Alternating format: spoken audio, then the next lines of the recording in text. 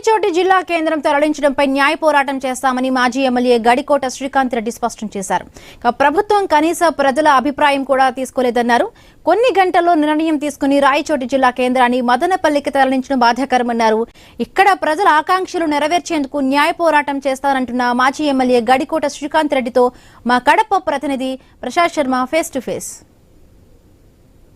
అన్నమయ్య జిల్లా కేంద్రం రాయచోటిని మదనపల్లికి తరలించడంపై వైసీపీ వర్గీయులు పెద్ద ఎత్తున ఆందోళన చేస్తున్నారు. గత 3-4 రోజులుగా ఒక్కసారిగా రాయచోటి ఉద్రిక్తంగా మారింది. రాయచోటి వాసులు తమ ఆకాంక్షలు వ్యతిరేకంగా అది కొనసాగుతున్న ఆందోళన వ్యక్తం. ఈ నేపథ్యంలో మాజీ ఎమ్మెల్యే గడికోట శ్రీకాంత్ రెడ్డి గారు సార్ చెప్పండి, గత 3 ఏళ్ల క్రితం ఏర్పడినటువంటి జిల్లా ఒక్కసారిగా మదనపల్లి కేంద్రంగా తరలి వెళ్ళడం వల్ల మీరు ఏం చేస్తున్న తర్వాత కోర్టుకు వెళ్తామని చెప్తున్నారు, ఏ రకంగా వెళ్తారు? 3 సంవత్సరాల 8 నెలలు జిల్లా కేంద్రంగా ఉన్నది. ఇది ఆ రోజు ఏదో గుడ్డిగా చేయలేదండి. ఆ రోజు కూడా పూర్తి స్థాయిలో నిపుణుల కమిటీ ఏర్పడి ఆఫీసర్స్ కమిటీతో ఆ రోజు అందరితో నిపుణులు అందరినీ కూడా ఏర్పాటు చేసి వివిధ ప్రాంతాల్లో పర్యటించి ఎక్కడ ఏ రకమైన ఇన్ఫ్రాస్ట్రక్చర్ ఉంది, ఏ రకంగా భౌగోళికంగా ఇదవుతుంది అన్ని స్టడీ చేసిన తర్వాత రాయచోటిని ఎన్నుకోవడం జరిగింది. అన్ని కూడా 26 జిల్లాలు ఏర్పడి మహనీయుల పేరుతో ఏర్పడిన జిల్లాలలో అంతా కూడా ప్రజలు సామరస్యంగా ఉండిపోయారు. అన్ని అడ్జస్ట్ అయిపోయి అడ్మినిస్ట్రేషన్ కూడా బాగా నడుస్తోంది. ఏర్పడినటువంటి కొత్తగా ఏర్పడిన 13 జిల్లాలలో నెంబర్ 1గా రాయచోటి.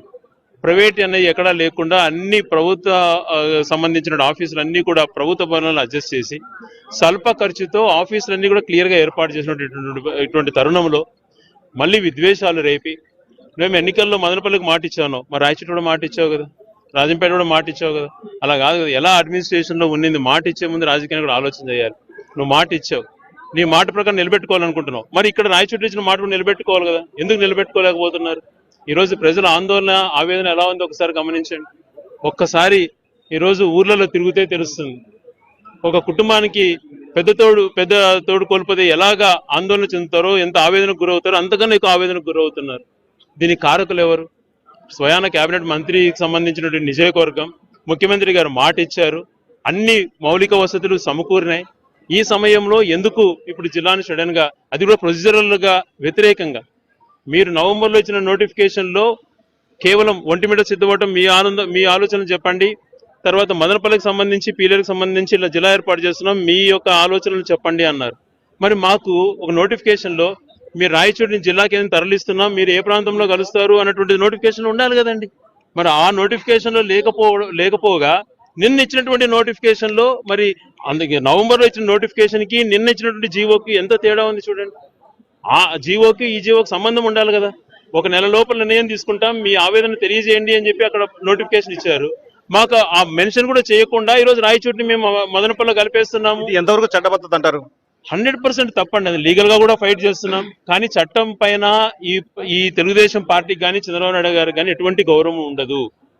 వాళ్ళు మేము ఏదైనా మేనేజ్ చేసుకోగలుగుతాము, మాకున్నటువంటి మీడియా శక్తులు కానీ మాకున్నటువంటి అన్యూహ శక్తులతో మేము ఏదైనా చేసుకోగలుగుతాం అన్నటువంటి ధైర్యంతోనే ఇలా ప్రజాస్వామ్యపరంగా కాకుండా తమ ఇతరుల భావాలను కూడా ఏమాత్రం లెక్క చేయకుండా నిర్ణయాలు తీసుకుంటున్నారు.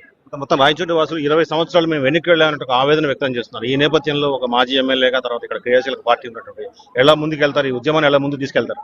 100% అండి. 20 సంవత్సరాలు వెనక పడిపోతుండడం అయితే కళ్ళకు కనపడుతూ ఉంది.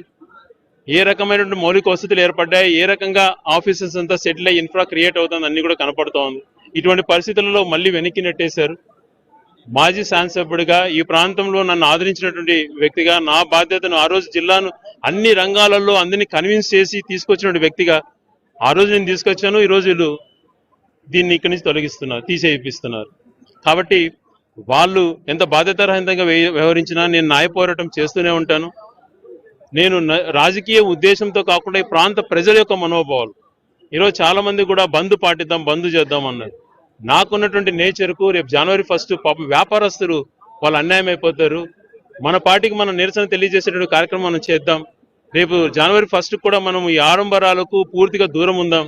కేకులు కటింగ్కు ఇవన్నీ ఆడంబరాలకు దూరంగా ఉంటూ మనం ఈ రోజైతే 5 లక్షల మంది ఈ నిజవర్గం సంబంధించిన ప్రజలు మనోవేదనకు గురవుతున్నారో వాళ్ళ బాధలో పాలు పంచుకుంటూ వాళ్ళకు తోడుగా అన్ని రంగాలలో చేద్దాం, మనం నిరసన తెలియజేద్దాం శాంతియుతంగా అన్నట్టు.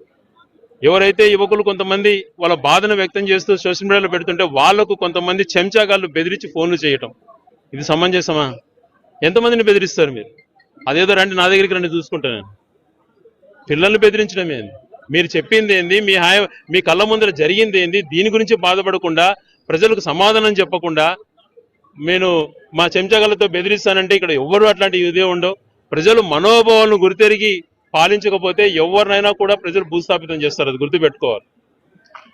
రాయచోటిని రాజకీయంగా కాకుండా కేవలం ఈ ప్రజల ఆకాంక్షలు నెరవేర్చే దిశగా తాను న్యాయ పోరాటం చేస్తామని చెప్తున్నారు. Camera person